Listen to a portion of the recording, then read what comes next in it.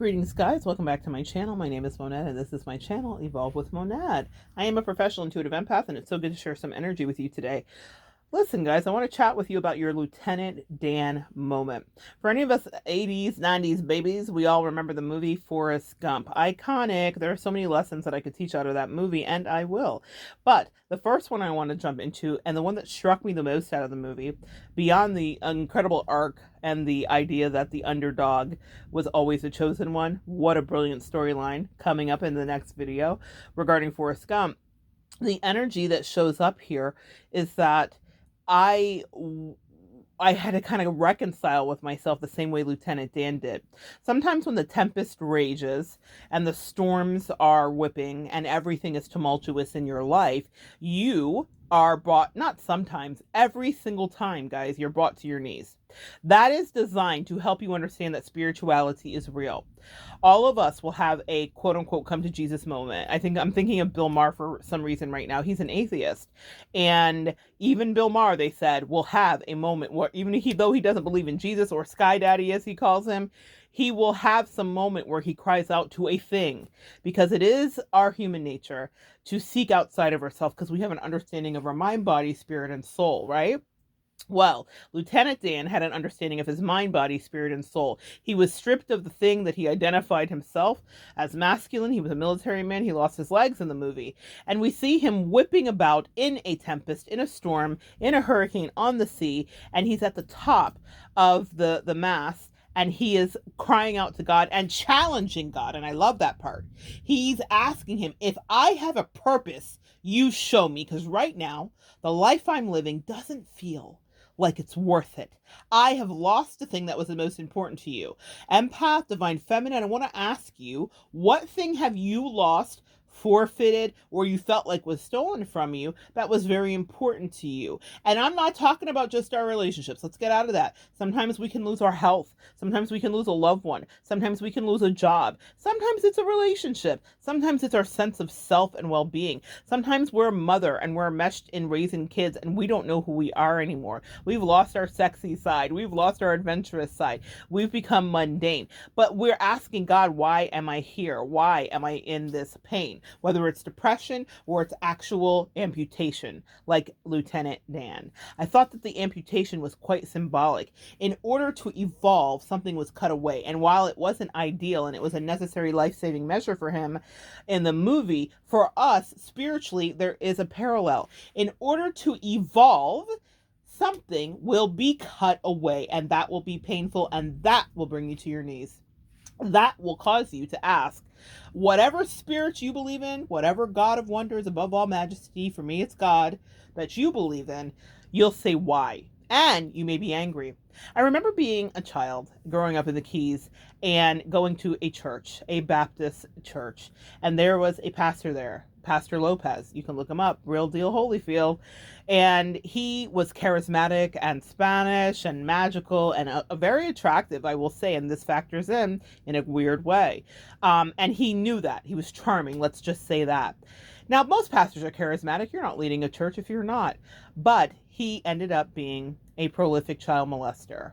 And I remember him driving the bus and picking us up and taking us to Vacation Bible School. I was in high school with a guy, and we'll call him Jeremy. That's the name. We'll call him Jeremy.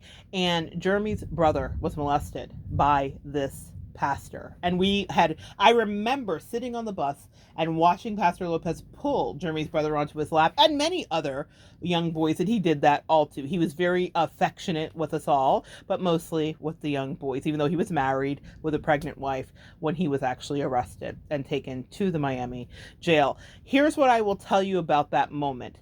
Jeremy and I stayed lightly friends. We were in high school together and stuff like that. And I remember him talking to me. And he said he didn't believe in God. I was very involved in Christian stuff and all of that at school, and pray at the see you at the pole and all of that stuff, right? And he was like, I don't believe in that. Because I said, hey, Jeremy, why don't you come to see me at the see you at the pole, which is a prayer vigil that was held at high schools in the 90s. And so I said, why don't you come do that? I'm hosting this thing with a group of other people. Let's do that. And because I remember him being at Vacation Bible School, and he said, I don't believe in God because of what happened to my brother. How could God let that happen to my brother? He was our pastor. How could that happen?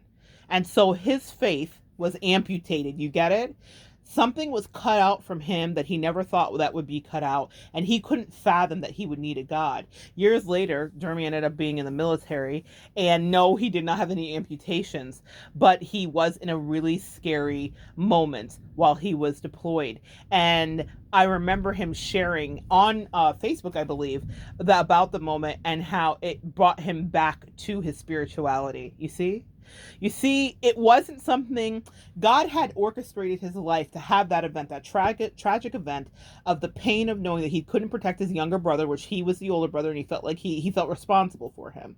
He couldn't protect him, and so he just divorced himself from spirituality and the idea of the higher power that does lead us, and then later he ended up back there.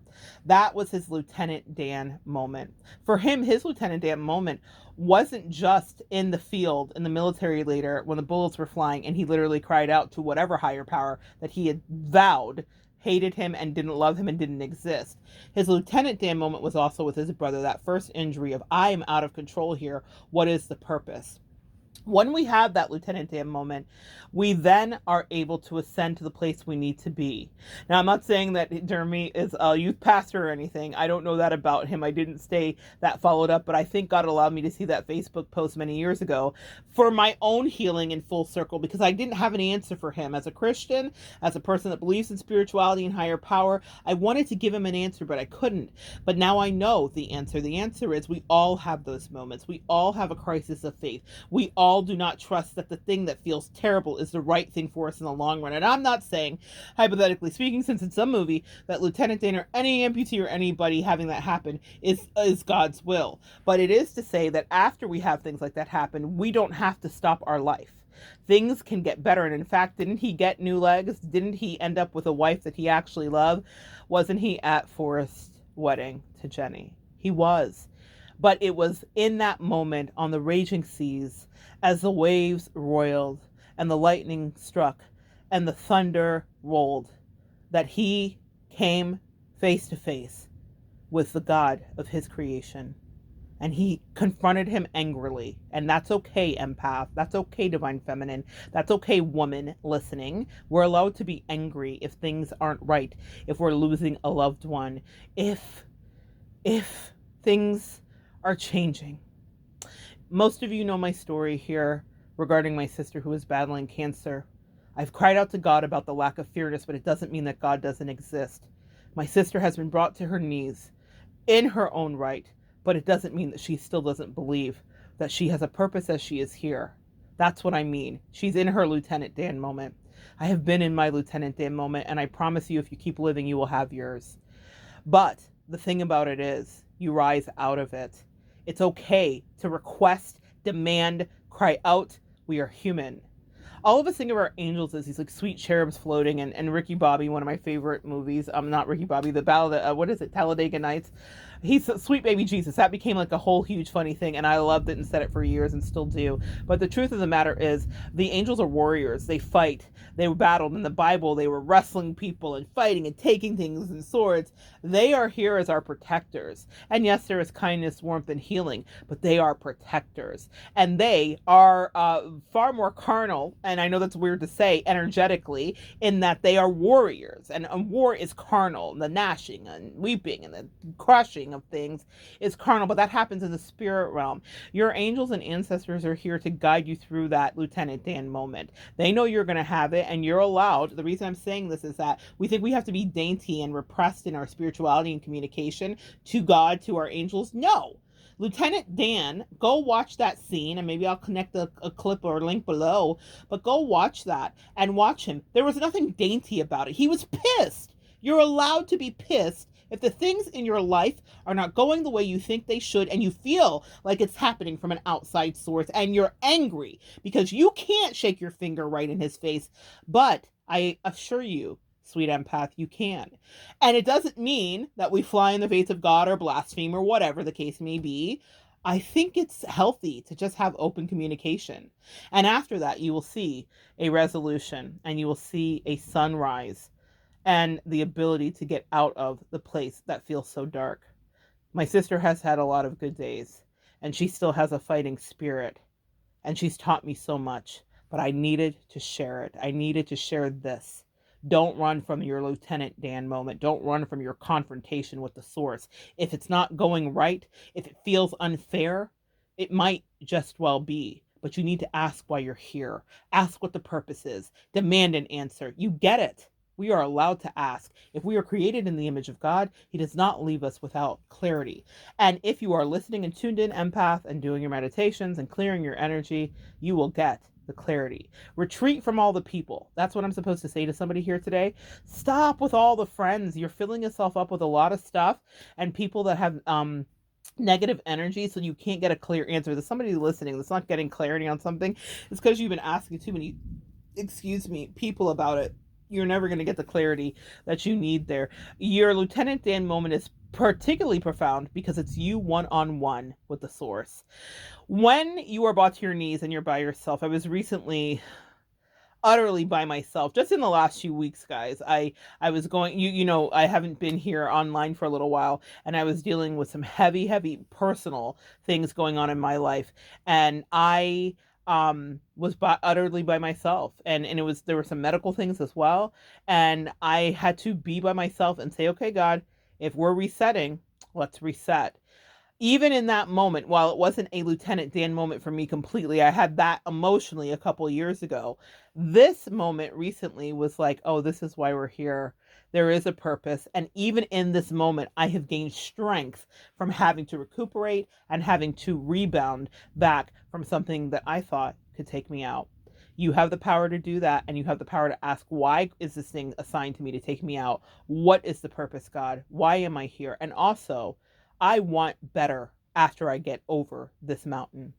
That is your birthright. I love you guys so much. Embrace your Lieutenant Dan moment. It is always transformative. If we were doing tarot, it would be the scorpionic energy of death, rebirth, and transformation.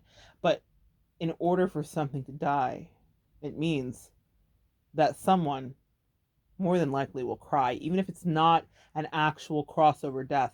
The death of your ego, empath, the death of a relationship maybe that you valued, the death of a job that you associated with your identity, the death of a parent that crosses over, even a pet. You will shed a tear, but you will have to re-transform and rebirth yourself and come back. And in the midst of the darkness, when you're the down, that's your Lieutenant Dan moment. You get to say, I hate this. And then wait for the universe to answer back, we know, and we're going to take you now to the next level.